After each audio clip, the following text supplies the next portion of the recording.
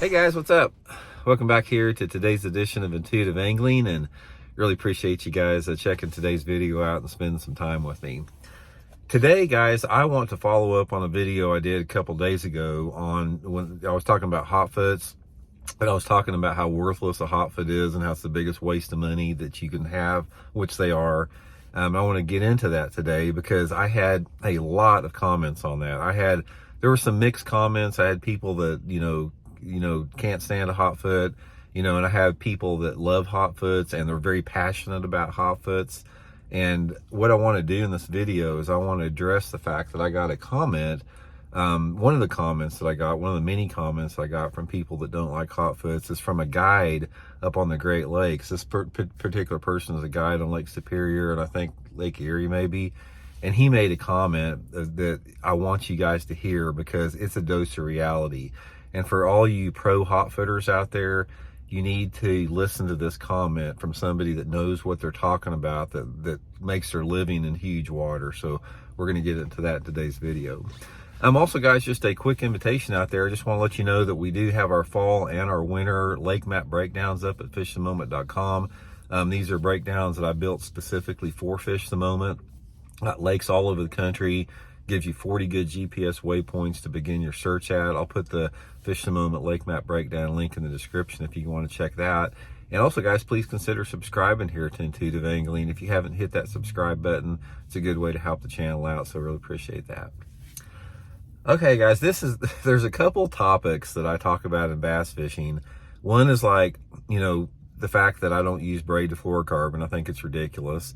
Then of course the spotlight deal, and then this thing about the Hotfoots, because it seems like to me that the people that like Hotfoots, it's like, I use the analogy all the time. It's like, if I say something about a Hotfoot, they think that I'm insulting their mom or something. They're fully vested in a Hotfoot. And guys, I'm telling you right now, Hotfoots are a piece of crap. You don't need them in your boat.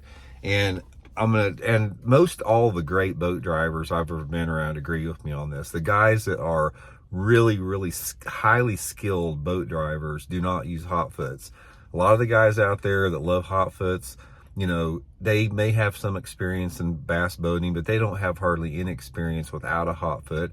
And most of them don't have a lot of experience in a diversity of water conditions. In other words, rough water, choppy water, short waves, big waves, shallow water, tight turns, all the stuff that you encounter in the course of competitive fishing. Most people just don't have that experience. So they have a very limited bias of experience to draw on. And they think that simply because you got two hands on the wheel that it's the way to go, but it's not. It's not. There's not a safety issue with having one hand on your wheel and one hand on the throttle.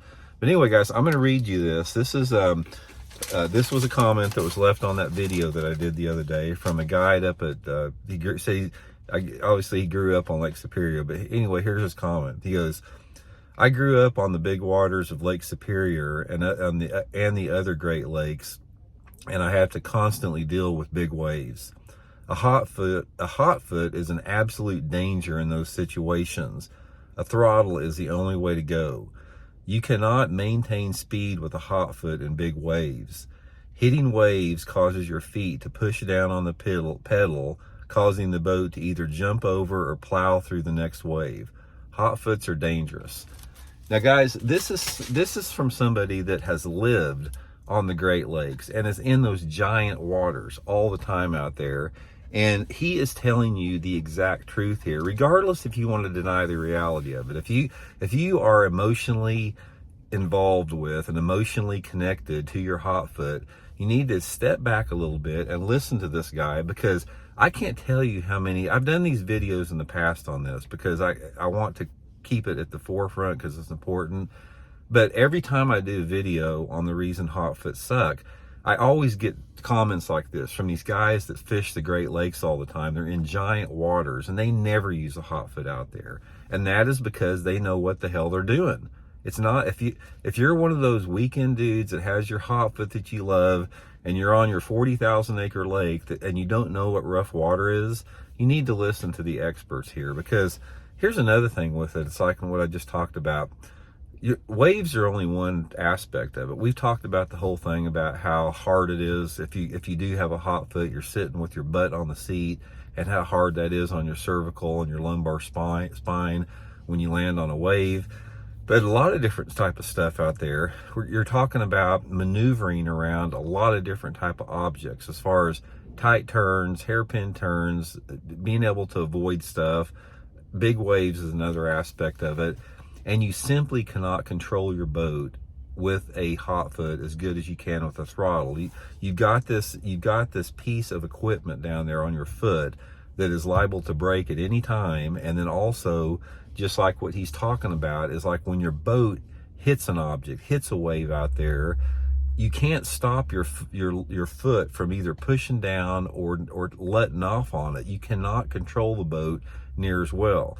Now, all you guys out there that think that you're on some high horse of safety conscious here, like I said, I have not had a hot foot. I've been running a bass boat for over 50 years and have had 0 accidents driving with one hand, not even close. Here's what you need to be. If you guys are safety conscious and you're worried about being safe on the water, then tell yourself and other people to slow the heck down. That's what's dangerous. Speed kills in a bass boat. It's not having a throttle where you got one hand on the wheel. Speed is what gets you in trouble. Speed is what's going to tear your stuff up. Speed is what's going to tear your body up. Speed is what's going to cause all the boat wrecks out there that you see. If you want to be safe, slow down and use a hand throttle and get rid of that foot throttle. So I just want to reiterate this again, because like I said, that what the opinion I was giving you guys, once again, is verified by an expert. And like I said, unless you have fished the Great Lakes extensively, like I have and this guy has here, you don't know what rough water is. You have no idea. I don't care if you're on Sam Rayburn or whatever and it's blowing 50 miles an hour. You don't know what rough water is. Yeah, it can get dangerous. You can have short, high, choppy waves that get 4, 5, 6 feet tall. But until you've been on the Great Lakes and feel the power of the Great Lakes in a bass boat, you have no clue on what rough water is. So anyway, guys, just wanted to pass that along with you guys. Hope everybody's well, and talk later.